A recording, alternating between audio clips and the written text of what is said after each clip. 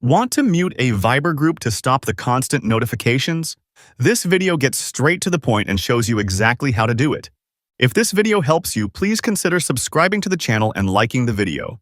For extra support, you can also join the channel membership.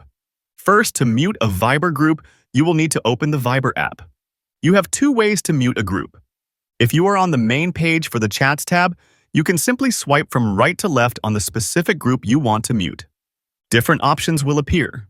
One is mute. Tap on that option, and the group chat will be muted. Another way is to go into the specific group chat you want to hear from.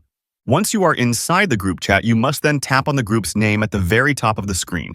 This will open the group information screen where you can see all the participants and settings. You should see a toggle switch or an option that says Mute Group or Mute Chat near the top. Simply tap on this toggle switch, and Viber may ask you for how long you want to mute the group. You can often choose to mute for a few hours, a day, or even permanently until you decide to unmute it. And that's how you can mute a Viber group, a simple but essential feature for managing your notifications and staying focused. For more short and concise videos, subscribe to the channel and don't forget to leave a like and a comment.